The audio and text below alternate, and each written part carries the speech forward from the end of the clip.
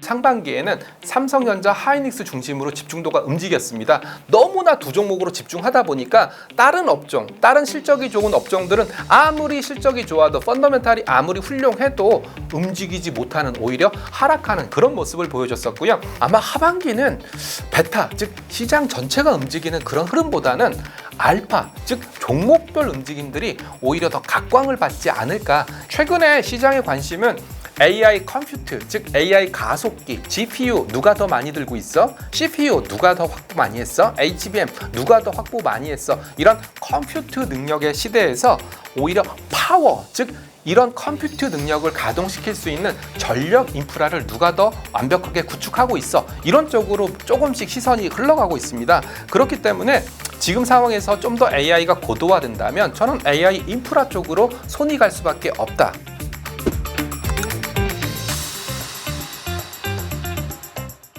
저는 미래에셋 자산운용에서 ETF 컨설팅 본부장을 맡고 있는 최창규입니다. 제 주 전공은 파생 상품이에요. 선물, 옵션. 최근에 레버리지 ETF라든지 미국에서도 다양한 파생 상품 거래가 많이 일어나고 있고, 거기로 말미암아 시장 변동성이 커지고 있는 그런 국면입니다. 그런 국면에서 가장 잘 설명해 줄 수 있는 전문가가 제가 아닌가 싶어서 다시 한번 강조드리는 저의 이력이고요. 현재는 ETF를 통한 노후, ETF를 통한 투자 전략, 그리고 세상 움직임들을 많이 포착을 하고 있고요. 저는 파생 상품을 주로 전담하다 보니까 펀더멘탈보다 수급 아니면 시장 자금 움직임 이런 쪽에 좀 초점을 맞추고 있으니까 오늘 방송도 거기에 초점을 맞춰서 잘 설명드리도록 하겠습니다. 제가 7월 달을 경험하면서 저도 한 번도 경험해보지 못했습니다. 저도 금융 경력이 26년 차인데요. 저도 한 번도 경험해보지 못했던 흐름들이 7월 달에 형성이 됐습니다. 그렇다면 7월 달에 조정을 뭘로 봐야 되냐? 이게 굉장히 중요한 관건인데요. 저는 펀더멘탈, 즉 이익은 훼손되지 않았다. 즉 어닝 쇼크가 아니라 포지셔닝 쇼크다라고 정의를 내리고 있습니다. 포지셔닝 쇼크라고 정의를 내린다면 과연 무엇이냐라고 질문을 주실 텐데요. 너무나 반도체에 쏠렸습니다.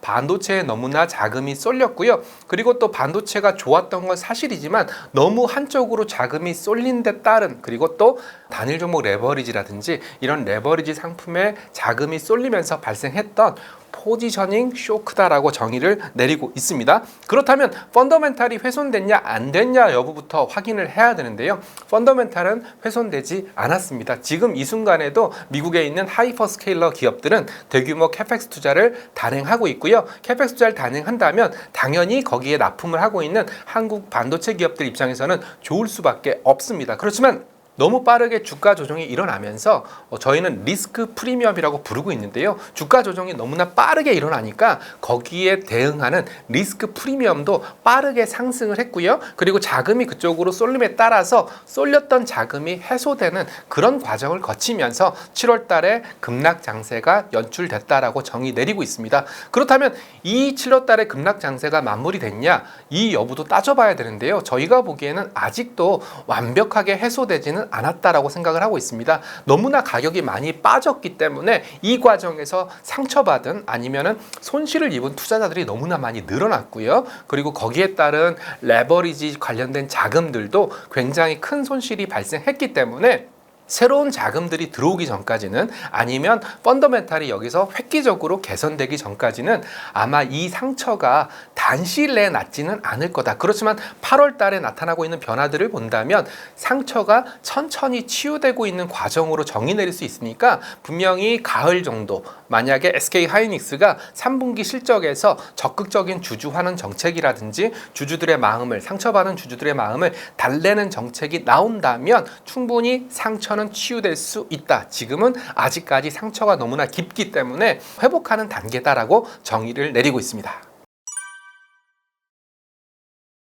지금은 심리에 더 흔들리고 있습니다. 이런 심리에 기름을 부을 수 있는, 아니면 심리를 흔들 수 있는 그런 얘기들이 조금씩 나오고 있는데요. 대표적인 게 중국 창신 메모리와 같은 중국 AI 기업, 중국 메모리 반도체 기업, 중국 낸드 기업, 중국 휴머노이드 로봇 기업, 이런 것들의 등장이 가뜩이나 불안한 우리의 마음을 조금 더 흔들어주는 그런 요인으로 작용을 하고 있고요. 그렇지만 실제로 뚜껑을 열고 보면 창신 메모리의 D램, 우리가 못 쓰거든요. 애플도 못 쓰거든요. 당장은 우리 시장에 우리 디램이라든지 우리 삼성전자, 하이닉스에 부정적인 영향을 줄 수 있는 요인들은 없어요. 그렇기 때문에 아직은 좀 투자 심리가 많이 훼손됐고 많이 불안해하고 있는 그런 과정이다라고 보시면 좋을 것 같습니다. 직접적인 영향을 미칠 수밖에 없습니다. 결국은 3천에서 9천까지 갔었는데요. 3천에서 9천까지 갔을 때 가장 큰 동력이 뭐였냐? 역시 미국 하이퍼스케일러 기업들의 대규모 AI 캐펙스 투자, 그리고 캐펙스 투자 과정에서 따르는 한국 반도체, HBM, 낸드 이런 쪽의 수혜가 가장 직접적인 영향을 미쳤기 때문에 AI 캐펙스는 국내 반도체, 상처받은 국내 반도체를 다시 한번 회복시켜줄 수 있는 가장 대표적인 징표다라고 생각을 하고 있습니다. 그렇지만 한 가지 좀 마음에 걸리는 게 있습니다. 최근에 하이퍼스케일러 기업들, 빅테크 기업들이 자기 돈만 갖고 AI 캐펙스 투자를 하고 있냐? 아닙니다. 주요 기업들 봤을 때 최근에 또 인텔도 뭐 채권을 발행하겠다, 뭐 부채를 일으키겠다라는 얘기를 하고 있고요. 그리고 구글, 알파벳과 같은 기업도 자기 잉여 현금 흐름이 드디어 분기 기준으로 마이너스로 돌아섰습니다. 이런 과정에서 자기 돈으로 AI 캐펙스 투자를 할 수 없는 그런 상황에서 가장 밀접한 영향을 줄 수 있는 변수는 역시 뭐니 해도 금리라고 할 수가 있고요. 최근에 장기 금리가 가파르게 올라가면서 좀 가뜩이나 대규모 캐펙스 투자에 대한 부담감을 금리가 한층 더 가중시키는 역할을 하고 있습니다. 이런 상황이기 때문에 지금 가장 민감하게 봐야 되는 것은 AI 캐펙스를 얼마나 늘리느냐도 중요하겠지만 여기에 따른 수익성, 즉 캐펙스 투자만큼 수익이 돌아오는지, 그리고 또 캐펙스 투자의 가장 큰 민감한 변수라고 할 수 있는 장기 금리가 계속 꿈틀거리는지 두 가지를 좀 체크하실 필요가 있습니다. 저는 개인적인 의견으로는 미국이 올해는 기준금리 인상 가능성이 좀 희박하다라고 보여집니다. 첫 번째는 고용이죠. 지난주에 고용지표가 발표가 됐는데 8만 명 증가를 예상했었지만 오히려 2만 3천 명 감소를 나타냈습니다. 물론 2만 3천 명 감소를 뜯어보면 정부 부분 그리고 서비스 부분, 여기서 서비스 부분이라는 것은 북중미 월드컵에 따른 일시적인 고용이 있었거든요. 북중미 월드컵 끝남에 따라서 발생했던 해고라든지 이런 부분들이 좀 영향을 미쳤기 때문에 숫자 자체는 나쁘게 나왔지만 안을 뜯어보면 그렇게 생각보다 고용이 나쁜 건 아니었다, 이렇게 판단하고 있습니다. 그렇다면 고용을 바라보는 저의 시선은 뭐냐면 고용은 너무 좋아도 문제, 나빠도 문제라고 생각합니다. 너무 고용이 좋다라고 얘기한다면 다시 한번 긴축, 금리 인상 얘기가 나올 수밖에 없고요. 고용이 나빠지면은 경기 침체 얘기가 나올 수밖에 없는데 지금은 어찌 보면 가장 베스트라고 할 수 있는 미지근한 고용이 나타나고 있기 때문에 고용 지표 하나만 놓고 따졌을 때는 그렇게 금리 인상으로 갈 만한 요인은 아니다라고 생각을 하고 있고요. 최근에 이란과의 전쟁이 다시 한번 불거지면서 유가가 튀고 있습니다. 그렇지만 유가의 절대 레벨이 한참 전쟁이 벌어졌던 120불, 130불 수준이 아니라 70불, 80불 수준에서 머물고 있기 때문에 즉 유가에 따른 물가 상승 압력도 생각보다 그렇게 세지 않을 수 있다. 물가와 고용 두 마리를 봤을 때 미국 기준금리 인상은 최소 올해는 좀 어렵지 않을까.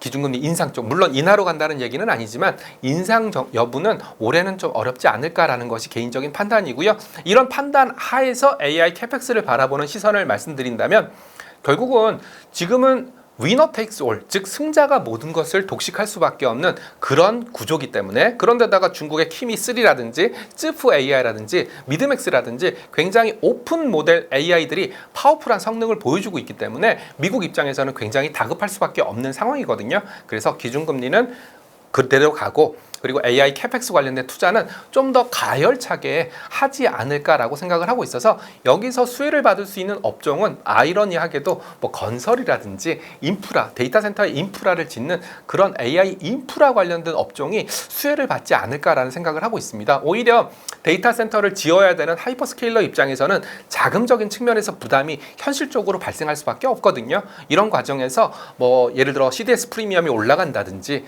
뭐 금리가 다시 한번 장기 금리가 꿈틀거린다든지 이래버리면 직접적인 영향권에 들어갈 수밖에 없으니까 오히려 AI 인프라, 데이터 센터의 인프라를 만드는 건설 업종이라든지 아니면 AI 데이터 센터에 전력을 납품하는 에너지 업종이라든지 이런 쪽이 수혜를 받을 가능성이 높다라고 판단하고 있습니다. 지금 시점에서 제일 어려운 질문입니다. 저희도 삼성전자 하이닉스 맨날 쳐다보고 있고 관련된 ETF도 굉장히 많기 때문에 지금 사야 될까? 아니야. 기다렸다 사야 될까? 하루에도 수천 번 고민을 하고 있습니다. 그렇지만 저의 결론은 이겁니다. 주가가 빠졌기 때문에 싸졌다. 이거는 뭐 누구나 수치적으로 알 수 있는 부분이지만 싸졌다. 주가가 떨어져서 싸졌다와 지금이 주가가 바닥이다. 이 논리는 완전히 다르다라고 생각을 하고 있습니다. 싸다는 것은 밸류에이션의 영역입니다. 매출액 대비해서 지금 주가가 어느 정도 수준이냐, 매출액 영업이익 대비해서 지금 주가 수준이 얼마냐, 이것이 싸졌다라는 것에 가장 근간이 되는 논리고요. 그리고 바닥이다라는 것은 수급적인 논리입니다. 지난 7월 달에 아무래도 펀더멘탈의 붕괴보다는 수급적인 논리에 의해서 아니면 집중에 따른 포지셔닝 과정에서 주가 급락이 나타났기 때문에 지금은 아직까지는 바닥이다라는 논리, 이런 것도 따지고 보기가 굉장히 어렵다라고 판단을 하고 있습니다. 이런 관점에서 본다면 제가 드리는 말씀은 주가가 30% 떨어졌으니까 이 정도면 충분히 살만해. 주가가 많이 절대 레벨이 많이 떨어졌기 때문이야. 이런 단순한 논리보다는 시그널, 즉 어떤 변화적인 시그널이 나타났을 때 그 시그널에 의존해서 매수를 하는 시그널 베이스 매수를 추천드리고 있습니다. 결국은 사람들이 착각하는 부분이 가격이 많이 빠졌으니까 싸졌어. 이 정도면 살만해. 아니면 수급적인 논리. 이 정도에서 외국인 매수가 들어오니까 이 정도면 바닥이야.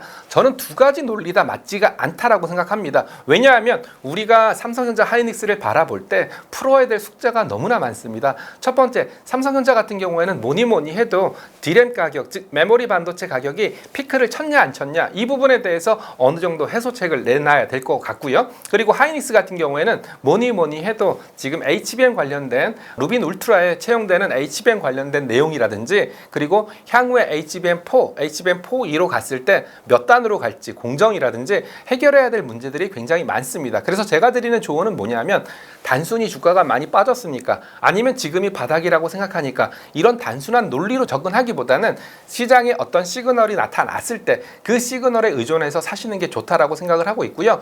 뭐니 해도 삼성전자 입장에서는 D램 가격이라든지 향후에 LTA 장기 공급 계약을 맺어서 어느 정도의 가격 마진, 영업이익을 확보하는지, 그리고 또 최근에는 삼성전자 주가 움직임을 설명하는 요인 중에 하나가 저도 무척 사고 싶은데요. 새로 나온 갤럭시 Z 폴드 울트라, 이런 어떻게 본다면 모바일 디바이스, 이런 측면에서도 삼성전자를 설명할 수 있거든요. 그래서 이런 것들이 어느 정도 턴어라운드 되는 시그널이 발생했을 때 그때 삼성전자를 매입하시는 것이 좋다라고 판단하고 있고요. SK 하이닉스는 앞서 말씀드렸던 대로 최근에 솔리다임 IPO 문제라든지 주주 환원 문제라든지 HBM4 관련된 채택 문제라든지 이런 것들이 어느 정도 윤곽을 찾고 나서 들어가도 충분하지 않을까라고 생각을 하고 있습니다. 아마 이런 심리적인 움직임들이 결합하면서 최근에 삼성전자나 하이닉스 주가가 어떻게 본다면 변동성이 적다, 어떻게 본다면 재미가 없다, 이렇게 느껴지겠지만 지금은 그런 것들을 확인한 후에 매수를 해야 되는 단계다라는 점을 강조해서 말씀드리겠습니다.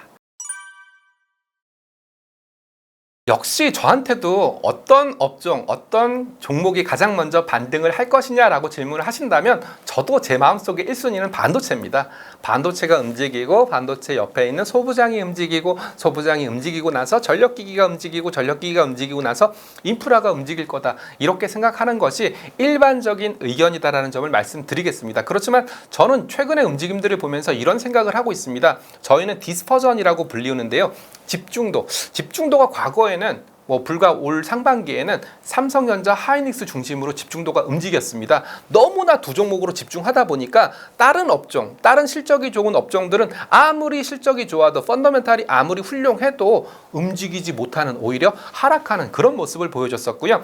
대표적인 시장이 코스닥 시장이라고 말씀을 드릴 수가 있습니다. 그래서 제가 감히 하반기를 예견해 본다면 이런 디스퍼전, 즉 집중도가 좀 분산되지 않을까라는 생각을 하고 있습니다. 같은 반도체라고 하더라도 삼성전자 하이닉스 중심으로 움직였다면 지금은 삼성전자 하이닉스가 좀 쉬고 아니면 반도체 소부장, 특히 전공정이 좀 움직인다든지 아니면 HBM 이슈가 있으면 후공정, 특히 패키징이 움직인다든지, 어떻게 본다면 삼전 하이닉스에 집중됐던 집중도가 약해질 가능성이 있지 않나, 이런 생각들을 좀 하고 있고요. 그러다 보니까 저희는 최근에 어떤 말씀들을 좀 많이 드리고 있냐면, 아마 하반기는 베타, 즉 시장 전체가 움직이는 그런 흐름보다는 알파, 즉 종목별 움직임들이 오히려 더 각광을 받지 않을까 이런 생각들을 좀 하고 있습니다. 그래서 같은 AI라고 하더라도 같은 반도체라고 하더라도 그 속에서 좀 천차만별로 움직이는 그런 흐름들을 좀 예상을 하고 있고요. 실제로 미국에서도 이런 움직임들이 나타나고 있습니다.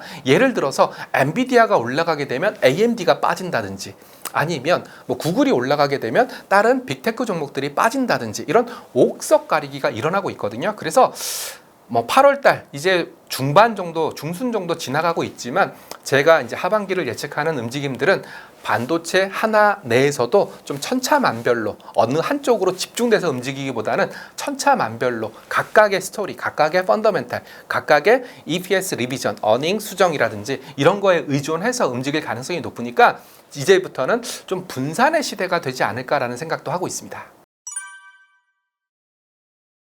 저한테 물어본다면 저는 이런 생각을 좀 하고 있습니다. 2026년이 끝나가는데요. 2027년에는 이제 최창규가 나오는 게 아니라 최창규 휴머노이드 로봇이 나와서 방송을 하는 그런 날이 오지 않을까? 그리고 제가 차고 있는 갤럭시 워치로 지금은 만보계, 즉 몇 걸음 걸었는지만 보지만 뭔가 좀 더 엣지 디바이스라고 해서 엣지 AI라고 해서 뭔가 좀 체계적인 헬스, 체계적인 바이오 뭐 이런 쪽이 되지 않을까라는 생각을 좀 하고 있습니다. 이런 생각을 좀 강하게 갖고 있고요. 그리고 또 제가 내일 저녁에 아시는 형님들이랑 저녁을 먹기로 했는데 그 중에 한 형님이 아마 최근에 차를 바꾸셨나 봐요. 풀 셀프 드라이빙 FSD, 테슬라의 FSD 기능을 이용해서 운전해서 오겠다라는 얘기를 하는 거 보니까 2027년에는 우리가 상상하는 것보다 그 이상의 AI 서비스들이 우리의 현실 속에 자리 잡을 가능성이 높다라고 보여집니다.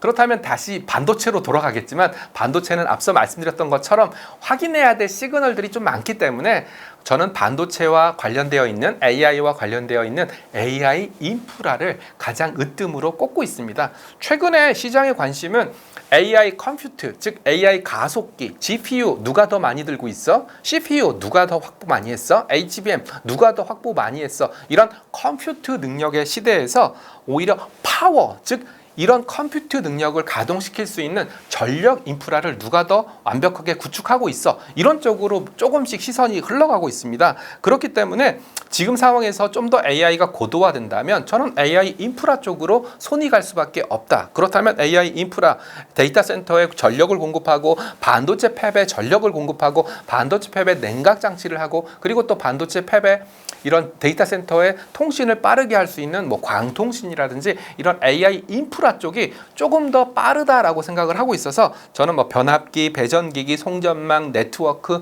광통신 이런 쪽이 먼저 움직일 거다라고 생각을 좀 하고 있습니다. 그리고 두 번째는 곰곰이 좀 생각을 하고 있는데 저는 조선이라고 생각하고 있습니다. 왜 그러냐면 우리가 데이터 센터에 들어가는 AI 인프라를 강조드렸지 않습니까? 가장 빠르게 전력을 공급할 수 있는 전력 공급원이 가스발전소, 그리고 또 최근에 선박에 들어가는 엔진이라든지 아니면은 뭐 중장비에 들어가는 엔진이 데이터 센터용 발전소로 많이 쓰이고 있거든요. 이런 현실을 봤을 때 조선이야말로 그런 AI 인프라와 연관이 있으면서 그리고 LNG와 같은 천연가스 고부가가치 선과 연결이 되어 있으면서 그리고 또 최근에 조선주들의 영업이익률이 꽤 많이 올라갔거든요. 그 얘기인 즉슨 고부가가치 선박들 아니면 높은 가격으로 수주했던 물량들이 드디어 매출로 인식되기 시작했다라고 볼 수가 있습니다. 이런 관점에서 본다면 그리고 또 한 가지 또 조선은 방산과 연결이 되어 있거든요. 물론 CPSP 수주에 실패하긴 했지만 어찌됐건 미국의 MRO가 됐던 미국과의 군사 협력이 됐던 방산도 조선의 가장 큰 캐털리스트가 될 수 있기 때문에 저는 두 번째는 조선이다라고 생각을 하고 있고요. 그 다음 순서는 방산이라고 보고 있습니다. 아직도 이 방송을 녹화하고 있는 지금도 전쟁이 안 끝났거든요. 그리고 러시아 우크라이나 전쟁 혹시 몇 년 되신지 피디님 아시나요? 벌써 5년 가까이 됐거든요. 이런 걸 봤을 때는 그리고 또 지금 가장 큰 문제는 미사일 재고 아니면 탄약 재고 이런 것들이 많이 모자라다라고 하고 있으니까 결국은 방산이 그 다음 순서가 되지 않을까. 순서대로 말씀드리면 AI 인프라와 관련되어 있는 전력이라든지 광통신이라든지 네트워크라든지 배전망, 발전소 이런 것들이 가장 1순위라고 보고 있고요. 2순위는 조선, 3순위는 방산 이런 순서대로 좀 체크를 하고 있어서 반도체 이후에 주도주를 찾을 때에도 반도체와 연결되어 있는 그런 스토리라인을 찾으실 필요가 있습니다. 저도 26년 차 금융인이지만 7월달 같은 장세를 경험해보지 못했습니다. 물론 7월달만 경험 못한 게 아니라 1월달, 2월달, 3월달, 4월달, 5월달, 6월달에 급등 장세도 이런 급등 장세가 내 인생에 다시 한번 연출될 수 있을까 싶을 정도로 빠르게 올라오는 장세도 처음 경험을 했습니다. 즉 최근에 투자 경력이 짧으신 분들이라면 뭐 상승 장세 그리고 그 뒤에 급락 장세를 경험하셨겠지만 이런 장세는 금융권에 몸담고 있는 사람들도 경험해보지 못했던 새로운 영역이거든요. 그 영역을 뒤집어 본다면 이런 금융의 속성을 잘 모르시고 들어오셨던 분들 입장에서는 굉장히 큰 상처가 되지 않았을까. 물론 그 상처가 계좌 수익률, 즉 마이너스 수익률이어서 상처를 입었다라기보다는 너무나 흔들리는, 너무나 변동성이 큰 장세에서 거기서 좀 마음적인, 심리적인 데미지도 상당히 컸을 거다라고 생각을 하고 있습니다. 그렇다면 새로운 자금들이 들어오면서 그런 충격, 그런 변동성을 해소해 줄 수 있는데요. 제가 아무리 뜯어봐도 최근의 움직임들을 봤을 때 새로운 자금들이 들어오는 모습은 확인되지 않고 있습니다. 외국인들의 현선물 매매 역시도 좀 굉장히 4848, 사고 팔고 이런 추세적인 움직임보다는 굉장히 단기적인 움직임들을 보여주고 있고요. 이런 것들을 종합해 본다면 글쎄요. 단기 낙폭이 크다라는 부분에 대해서는 저도 동의하지만 이것이 V자 반등을 의미하진 않을 것 같다라는 생각을 좀 하고 있습니다. 그래서 저는 개인적으로 펀더멘탈이 훼손된 게 아니라 포지셔닝 로테이션, 즉 포지셔닝이 너무 집중된 데 따른 디레버리징이라든지 이런 과정에서 주가 조정이 일어났기 때문에 V자 형태라기보다는 계단식 반등 형태가 되지 않을까 생각을 하고 있고요. 반등도 또 여러 가지가 있을 수 있습니다. 아마 지금 이런 생각 하시는 분들 굉장히 많을 거예요. 제 주변에서도 야 본전만 되면 팔고 나오겠어. 다시는 주식 안 할 테니까 한 번만 살려주세요. 이런 것들이 제가 느끼기로는 일종의 오버행 이슈거든요. 그래서 본전대라고 할 수 있는 한 8,000대 단일 종목 레버리지가 나오기 직전이 지수대가 7,850이었거든요. 그래서 단일 종목 레버리지가 나오기 직전 지수대였던 8,000포인트 정도가 저는 오버행 이슈가 좀 생기지 않을까. 그래서 반등이 나온다. 계단식으로 조금씩 올라간다. 그러다가 큰 폭으로 지수가 상승하게 되면 오버행, 즉 손실을 회복한다든지 아니면 손실을 확정한다든지 아니면 손실을 플러스로 돌렸기 때문에 빠져나오는 그런 자금들이 좀 있을 수가 있으니까 그런 물량들을 좀 소화하는 과정을 거친다. 그리고 소화가 이루어진다면 아마 다시 외국인들이 한국 시장으로 들어올 가능성이 높거든요. 왜냐하면 외국인들도 최근에 한국물 비중이 많이 떨어졌기 때문에 외국인 자금의 재유입 그리고 다음 레벨 상승이라는 그런 구도를 그릴 가능성이 높다. 그래서 지금 상황으로서는 반등이 나온다. 그리고 반등 나오는 과정에서 좀 손실을 만회하려고 하는 아니면 손실이 회복됐기 때문에 이런 물량들, 오버행 물량들이 나온다. 이런 것들이 해소가 되면 당연히 사람들은 실적을 볼 수밖에 없습니다. 그래서 실적을 확인한다. 실적이 확인된 다음 펀더멘탈이 확인되면 외국인 매수가 다시 들어올 거거든요. 외국인 매수가 들어온다. 그러면서 기관 투자자 매수가 들어오면서 다시 한번 다음 레벨로 올라간다. 이런 스토리를 좀 그리고 있고요. 시간은 좀 걸릴 것 같아요. 올해 하반기 내도록 시간은 좀 걸릴 것 같고요. 그 과정에서 삼전 하이닉스의 실적이라든지 아니면 조선주의 실적이라든지 아니면 AI 인프라 관련된 종목들의 실적이라든지 이런 것들을 확인하는 과정들이 필요하다고 보고 있습니다. 가장 많이 하는 실수 중에 하나가 이거예요. ETF는 기본적으로 10개 종목 이상으로 구성되어 있어야 합니다. 단일 종목 레버리지를 제외하면 10개 종목 이상으로 구성되어 있어야 되고요. 그래서 ETF 이름 뒤에 탑2 플러스, 탑3 플러스, 탑7 플러스, 플러스란 말이 붙은 게 두 종목으로, 세 종목으로, 네 종목으로 구성된 게 아니라 10개 종목 이상으로 구성되어 있다라는 뜻으로 플러스가 붙은 겁니다. 자, 그러면 나는 ETF를 5개 갖고 있어, 6개 갖고 있어, 7개 갖고 있어. 나는 ETF를 7개 갖고 있으니까 10개 종목 이상으로 구성된 분산 포트폴리오를 10개, 7개, 8개 갖고 있으니까 나는 또 분산이 됐겠네? 이런 실수를 가장 많이 경험을 하시는데요. 뜯어봤더니 삼성전자, 하이닉스, 반도체. 참고로 지수형을 사도 마찬가지입니다. 지수형을 사더라도 절반 이상이 반도체로 구성되어 있기 때문에 나는 ETF를 10개 갖고 있어, 7개 갖고 있어 라고 했지만 막상 뚜껑을 열고 보면 그 ETF들이 대부분이 반도체 아니면 반도체와 관련된 소부장 이런 쪽으로 구성되어 있을 가능성이 높거든요. 즉 무슨 말이냐면 실제로 내가 ETF를 몇 개 들고 있어 이게 중요한 게 아니라 나는 10개 들고 있어, 5개 들고 있어. 이걸 뜯어보면은 어떤 종목에 얼마만큼 노출이 되어 있는지 저희는 리스크 버짓이라고 얘기 많이 하고 있고요. 리스크 컨트리뷰트라고 얘기를 많이 하고 있는데 즉 내가 갖고 있는 포트폴리오가 어떤 리스크에 집중되어 있는지를 좀 뜯어볼 필요가 있다라고 보여집니다. 아마 모르긴 몰라도 지수를 갖고 있고요. 그리고 반도체 탑10을 갖고 있고요. AI 반도체를 갖고 있었던 투자자라면 ETF는 3개 갖고 있지만 알고 보면 반도체에 대한 노출도가 굉장히 높은, 어떻게 본다면 리스크 팩터가 반도체에 집중된 그런 포트폴리오를 갖고 있을 가능성이 매우 높거든요. 그래서 저희는 ETF를 10개 정도 들고 있으니까 괜찮아, 분산되어 있어.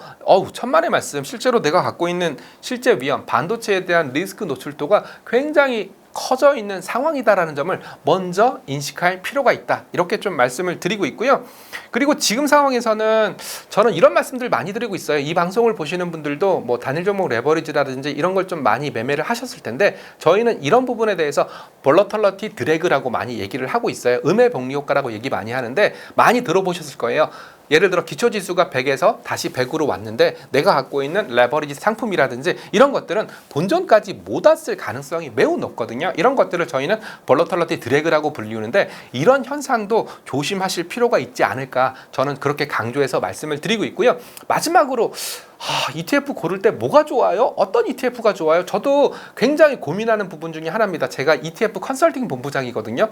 제 것도 컨설팅 해주고 남의 것도 컨설팅을 많이 해주시는데, 그러다 보니까 어쩔 수 없이 과거에 수익률이 좋았던 그런 ETF를 선택하는 경향이 많습니다. 즉 기존에 한 달, 두 달, 석 달 수익률을 봤을 때 수익률 높은 순서대로 정렬을 해서 그걸 투자하시는 분들이 많은데, 아시다시피 과거에 저희는 뭐 이걸 갖고 퍼포먼스 체인징이라고 얘기를 많이 하고 있는데, 과거에 수익률이 높았다고 해서 향후에도 수익률이 높으라는 법은 없거든요. 그렇기 때문에 너무 과거의 수익률에 집착을 해서 ETF를 고르시는 그런 우는 범하지 않았으면 좋겠다. 최근 같은 경우에는 반도체에 쏠렸던 집중 현상이 조금씩 분산되면서 오히려 많이 떨어졌던, 즉 반도체에 집중되는 과정에서 소외받았던 업종 쪽에서 먼저 반등이 일어나고 있거든요. 그렇기 때문에 퍼포먼스 체인징도 경계를 하셨으면 좋겠습니다. 저는 세미나 나가서 ETF 때문에 세상이 많이 바뀌었다라고 말씀을 드립니다. 저도 타이거 ETF에 소속되어 있는 1인으로서 아마 여러분들도 느끼실 거예요. 이렇게 ETF를 전문으로 다루시는 분들이 유튜브나 아니면 경제 채널에서 방송을 왜 할까, 이런 의구심을 가지셔야 되는데요. ETF가 커짐으로써 세상의 변화, 특히 수급적인 변화가 많이 일어났습니다. 자, ETF를 기본적으로 만들 때는요, 항상 시가총액, 즉 사이즈가 어느 정도 커야 되고요. 거래대금, 유동성이 어느 정도 보강이 돼야 되고요. 그리고 앞에 유동비율 가중이란 말이 붙는데요. 유동비율 가중이라는 것은 뭐냐면, 스페이스X처럼 일론 머스크 대주주가 많이 들고 있으면 실제로 시장에서 거래되는 시가총액은, 순수 시가총액은 많이 안 클 수도 있거든요. 그래서 일론 머스크처럼 대주주가 갖고 있는 유동비율을 뺀다든지, 그래서 순수한 시장에서 돌아다니는 시가총액만 갖고 계산을 한다든지, 그런 방법들을 쓰고 있습니다. 공통점이 뭘까요? 공통점은 하나입니다. 시가총액이 어느 정도 이상 커야 됩니다. 여기서 시가총액이 크다라는 말에 대한 정의를 내린다면 딱 잘라서 얼마다라고 말씀드릴 수는 없지만 최소한 5천억 원 이상의 시가총액을 갖추고 있어야지만 ETF의 구성 종목이 될 수 있는 자격 요건이 되는 거거든요. 이 말을 되짚어 본다면 ETF는 기본적으로 시가총액이 어느 정도 이상 되는 그런 기업으로 담을 수밖에 없습니다. 자, 그런데 이렇게 담은 ETF에 만약에 개인 투자들의 자금이 들어온다, 아니면 AI 반도체처럼 너무나 많은 자금들이 기계적으로 유입된다라고 가정을 해보겠습니다. 즉 무슨 말이냐면, ETF에 어떤 종목이 구성돼서 그 ETF에 자금이 들어온다는 것은 펀더멘탈, 즉 시가총액이 어느 정도 이상 되는 기업들이 오히려 자금으로 인해서 기계적인 수급이 더 발생할 수밖에 없고요. 그 기계적인 수급이 가뜩이나 비싼 종목을, 여기서 비싸다는 것은 단순히 주가가 높다 낮다를 결정하는 그런 변수가 아니라 주가의 절대 레벨, 아니면 주가의 펀더멘탈, 이런 것들이 한 번 더 레벨업 되는 현상들이 일어날 수 있습니다. 즉 비싼 종목이 더 비싸지고요. 그리고 거꾸로 ETF의 구성 종목이 안 되는, 어떻게 본다면 시가총액이 좀 낮거나 이런 종목들은 오히려 시장의 무관심, 아니면 시장의 관심 밖, ETF의 관심 밖에 있는 그런 종목이기 때문에, 그런 종목들은 가뜩이나 싼데 더 싸지는 현상이 일어날 수밖에 없습니다. 이런 현상들은 비단 한국만의 문제는 아닙니다. 미국에서도 이런 ETF 시장이 커지면서, 즉 가뜩이나 밸류에이션이 고평가받고 있는 종목들이 ETF로 말미암아 조금 더 고평가받는, 비싼 종목이 더 비싸지고 싼 종목이 더 싸지는 그런 현상들이 일어나고 있다는 뉴스 보도가 나오고 있거든요. 그래서 정리해서 말씀드리면, 지금처럼 변동성이 큰 장세, 즉 대형주 장세, 아니면 특정 종목이 집중되는 장세가 ETF라는 비클로 말미암아 더 심화될 수 있다라는 부분은 항상 머릿속에 명심을 할 필요가 있고요. 이런 것들을 방어하기 위해서는 저는 항상 말씀드립니다.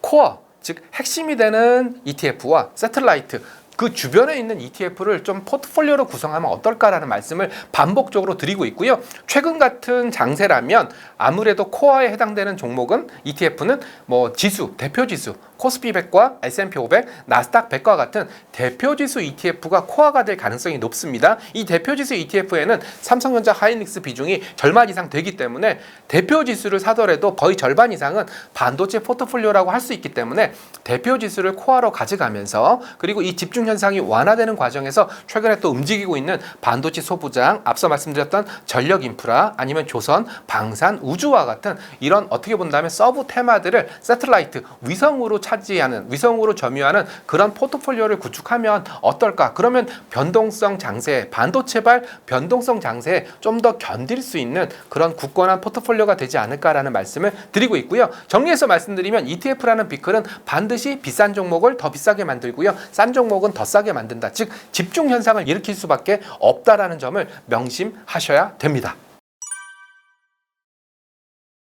일단 은퇴자 여러분들도 아마 매매를 많이 하셨을 거예요. 저도 그랬을 거예요. 제 연금 계좌에도 뜯어보니까 반도체 비중이 꽤 높더라고요. 그래서 은퇴자들 분들이 매매를 하신다면, 투자를 하신다면 가장 조심하셔야 될 것은 시퀀스 리스크입니다. 시퀀스 리스크가 무슨 말이냐면, 내가 은퇴를 앞두고 있는 시점에 마이너스 10%와 은퇴를 한 후에 연금을 받고 있는 상태에서 마이너스 10%는 느낌이 굉장히 다르겠죠. 만약에 은퇴를 앞두고 마이너스 10%를 맞았다면 이 마이너스 10%를 복귀하는 데까지 뭐 아직 은퇴까지 시간이 남았으니까 시간적인 여유가 있을 수 있겠지만, 내가 막상 은퇴를 한 상황에서 마이너스 10%, 마이너스 20%, 마이너스 30%의 손실이 난다면 회복할 수 있는 기간, 회복할 수 있는 여유가 굉장히 많이 없거든요. 그래서 은퇴자에게 가장 중요한 위험은 내가 수익률이 얼마야, 평균적으로 수익률이 얼마가 났어, 이런 게 중요한 게 아니라 시퀀스 리스크, 어느 시점에 손실이 얼마만큼 발생할지, 이런 것들을 대비하는 것이 은퇴 생활자들한테는 굉장히 중요합니다. 그래서 저는 은퇴 생활자들한테 가장 중요한 덕목은 얼마 벌었어가 아니라 내가 가장 많이 벌었을 때와 가장 많이 떨어졌을 때, 저희는 MDD라고 부르는데요. 이 MDD를 관리하는, 맥스 드로다운을 관리하는 이 능력이 은퇴자들한테는 가장 핵심적인 대목이 아닌가, 이렇게 좀 생각을 하고 있습니다. 그래서 은퇴를 앞둔 투자자분들은 뭐 보수적인 투자자, 공격적인 투자자, 아니면 뭐 적극적인 투자자, 이런 게 중요한 게 아니라 내가 얼마나 이런 변동성 장세에서 맥스 드로다운, 즉 최대 수익에서 최저 수익까지 이 폭을 줄일 수 있는지에 집중하는 것이 굉장히 중요하다라고 생각을 하고 있습니다. 그래서 나의 투자 성향이 공격적이야, 그러니까 나는 반도체에 집중할 거야. 좋은 아이디어긴 하지만 이 집중하면서 맥스 드로다운을 최대한 조절하는 방식이 저는 가장 현명한 방식이 아닐까라고 생각을 좀 하고 있고요. 그런 관점에서는 글쎄요, 저는 뭐 맥스 드로다운을 조절하기 위해서는 자기의 나이에 맞게, 아니면 자기의 은퇴 시점, 은퇴한 후에 얼마 시점인지 거기에 맞게끔 포트폴리오를 좀 유동적으로 조절해 주시는 것이 좋을 거다라고 좀 생각을 하고 있고요. 항상 생각하셔야 될 게, 내가 갖고 있는 포트폴리오에서 얼마만큼 떨어져도 나는 견딜 수 있을지, 나는 얼마나 견딜 수 있을지, 나는 내가 갖고 있는 포트폴리오에서 한 최고점에서 5%, 10% 정도 떨어져도 나는 견딜 수 있어, 아니면 나는 15% 정도 떨어져도 나는 견딜 수 있어, 이런 자신이 견딜 수 있는 최대 손실 한도를 먼저 만들어 놓고 그 한도 내에서 포트폴리오를 구성하는 게 어떨까라고 생각을 하고 있습니다. 참고로 저는 개인적인 의견이지만, 만약에 내가 반도체를 투자하고 싶다, 그리고 나는 은퇴 생활자다라고 생각하신다면 반도체보다 반도체 커버드 콜, 그리고 커버드 콜을 통해서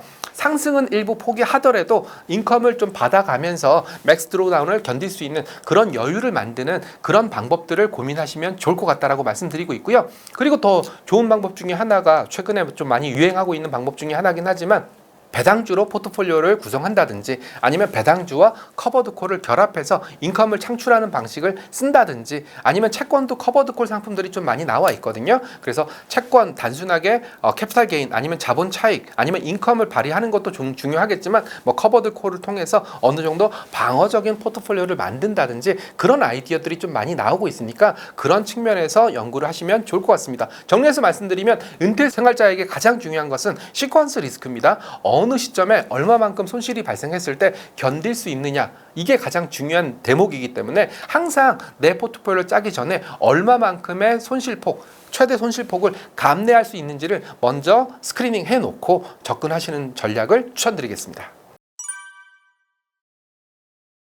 결국은 지금 시점에서는 쩐의 전쟁이라고 저는 정의를 내리고 있습니다. 여기서 쩐이라는 것은 아마 이해를 하실 거예요. 한국 기업도 마찬가지고 미국 기업도 마찬가지고 AI 시대 때 승자가 되기 위해서 미친 듯이 캐펙스 투자를 하고 있거든요. 근데 이 캐펙스 투자가 내 돈만 갖고 하는 거냐? 내 돈만 갖고 한다면 큰 문제가 없겠죠. 내가 돈을 많이 벌어들이고 있는 기업이라면 내 돈만 갖고 캐펙스 투자하는 거에 대해서 아무도 뭐라고 할 사람은 없습니다. 그렇지만 지금은 내 돈, 내가 벌어들이는 돈 이상으로 과도한 캐펙스 투자를 하고 있고요. 여기에 대해서 시장에 우려가 많습니다. 최근에 실적 발표했던 빅테크 기업들의 공통점이 뭐냐면 실적은 전부 다 기대치를 상향했습니다. 그렇지만 기대치를 상향했음에도 불구하고 주가는 떨어졌는데요.